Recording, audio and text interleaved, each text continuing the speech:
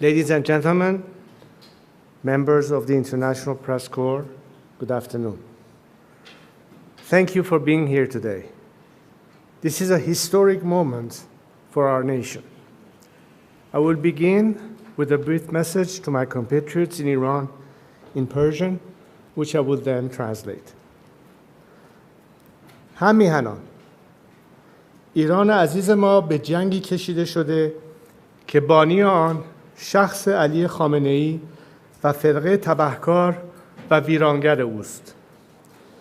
او اقتصاد کشور را به ورطه نابودی کشانده، زیرساخت‌ها و منابع ملی را به تاراج برده، ثروت ملت را برای ساخت سلاح هسته‌ای هدر داده، امنیت ایران را در هم شکسته و حاکمیت ملی را از ملت ایران ربوده است.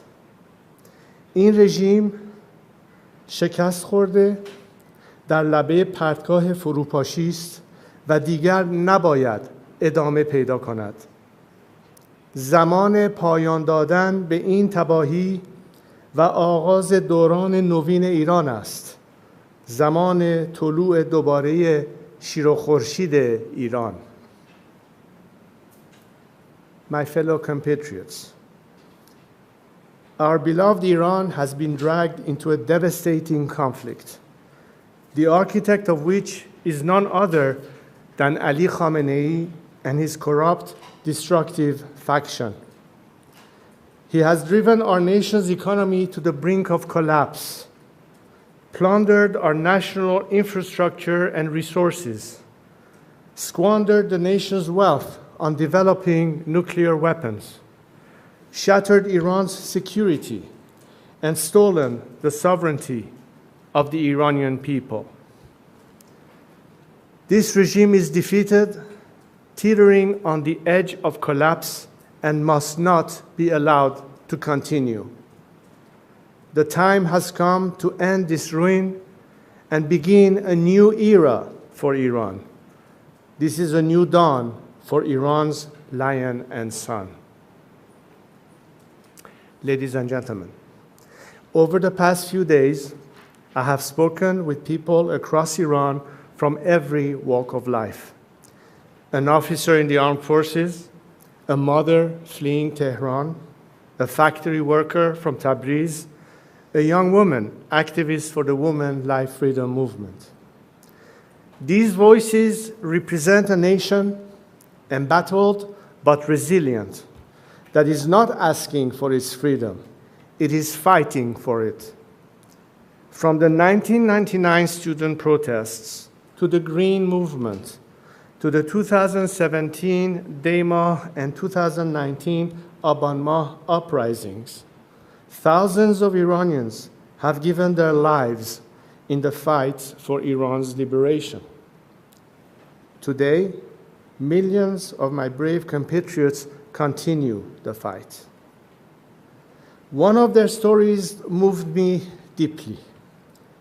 In September 2022, Javad Haydari was murdered protesting the Islamic Republic's killing of Mahsa Amini.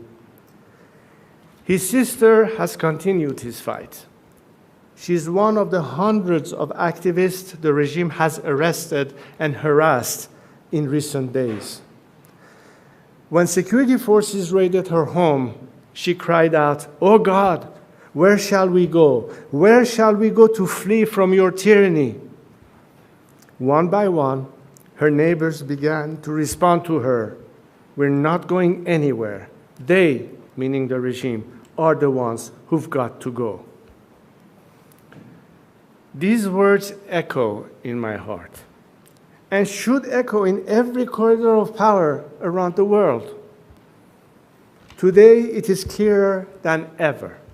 The Islamic Republic is collapsing.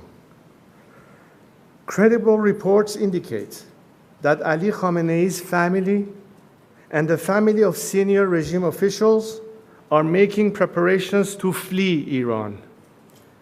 The regime is on its last legs in towns and cities across the country. The military is fractured. The people are united. The foundation of this 46-year tyranny are shaking. This is our Berlin Wall moment. But like all moments of great change, it comes fraught with danger. We stand at a crossroads. One road leads to bloodshed and chaos, the other to a peaceful and democratic transition. The difference in these two roads depends on one factor, and one factor alone: whether the current regime in Iran is allowed to survive. If the West throws the regime a lifeline, there will be more bloodshed and chaos, because this regime will not submit or surrender after it has been humiliated. It will lash out. As long as it is in power, no country and no people are safe, whether on the streets of Washington, Paris, Jerusalem, Riyadh, or Tehran. There is only one way to achieve peace: a secular, democratic Iran. I am here today to submit myself to my compatriots, to lead them down this road of peace and democratic transition. I do not seek political power, but rather to help our great nation navigate through this critical hour towards stability, freedom, and justice. To the people of Iran, I see your courage, I feel your pain. I know you are suffering. I know many of you are afraid for your loved ones, your children, your future. So I speak to you today with a heavy heart. I worked for years, for decades, so that the scourge of war would never reach the borders of our land.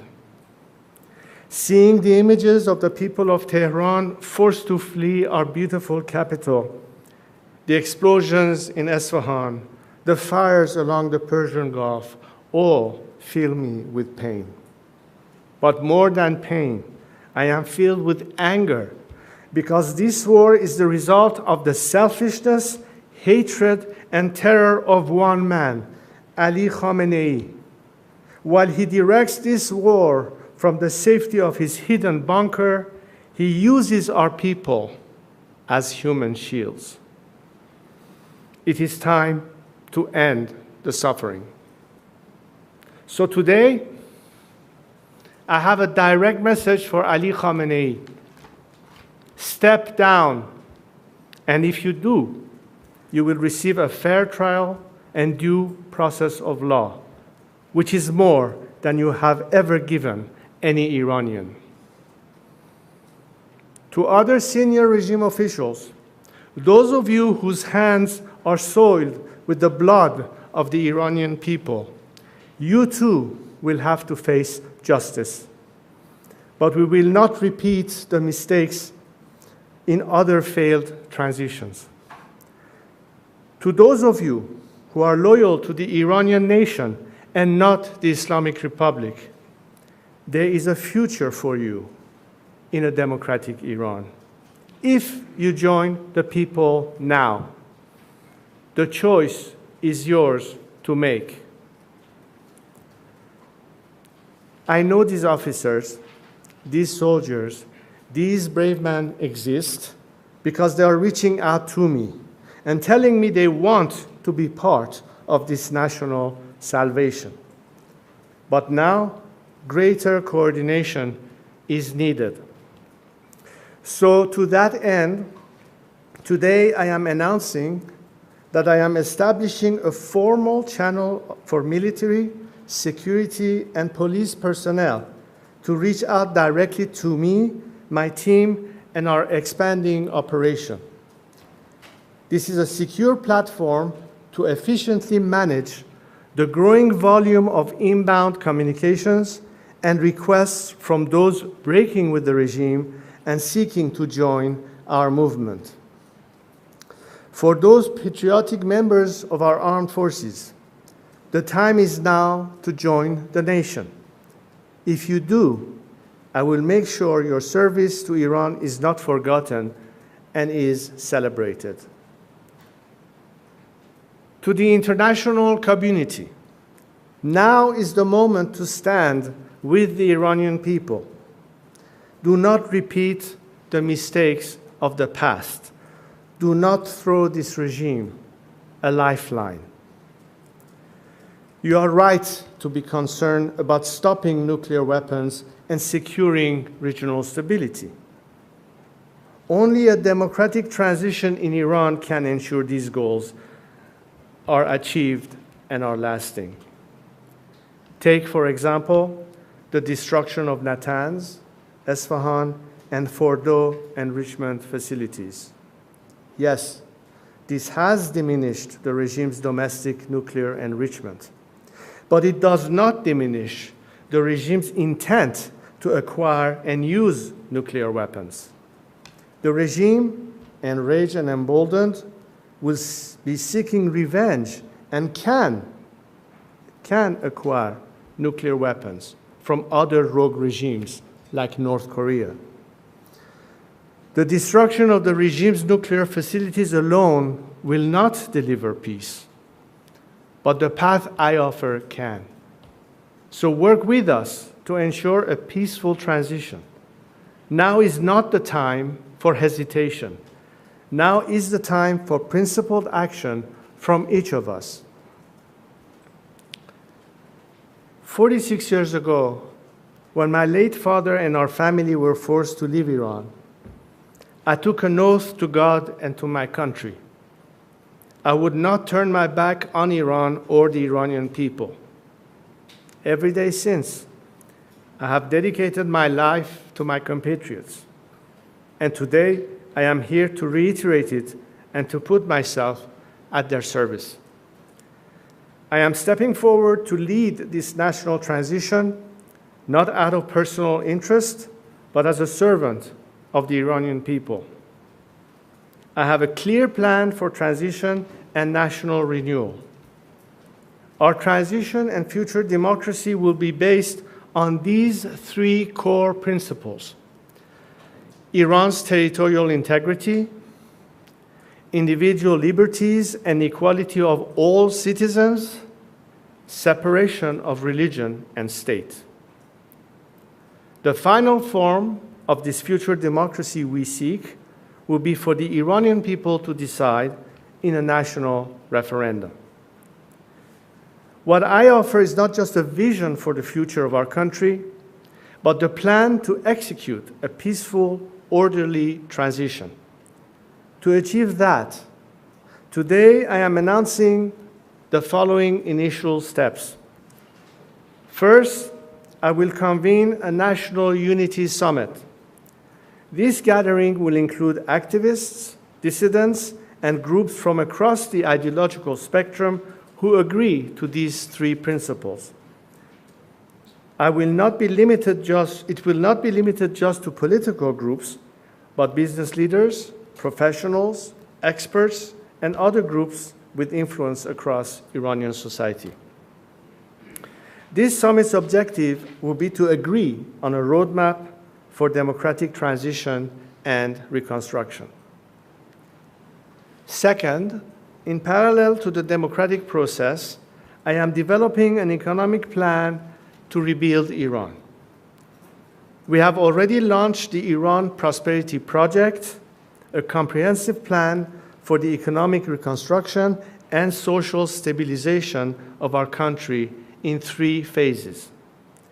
The emergency phase of the first 4 to 6 months, the establishment phase of 18 to 24 months, and the normalization phase, which is long-term. In the coming days, my team of experts will publish the plans for the first 100 days after the collapse of the Islamic Republic based on this work. We are bringing together some of the world's greatest investors, builders, entrepreneurs, and experts who care about Iran and see its immense potential. They stand ready to put in the expertise, the talent, and the capital to rebuild our nation and turn it into one of the world's most attractive markets. Imagine this new Iran, a free and democratic Iran, living at peace with our neighbors, an engine of growth and opportunity in the region, a beacon of culture, innovation, and pride in the world. It is within our reach. We are proud, ancient, resilient people. The task before us Iranians today is no less than the ones faced by the great leaders, the great unifiers, the great builders of our history, like Cyrus the Great.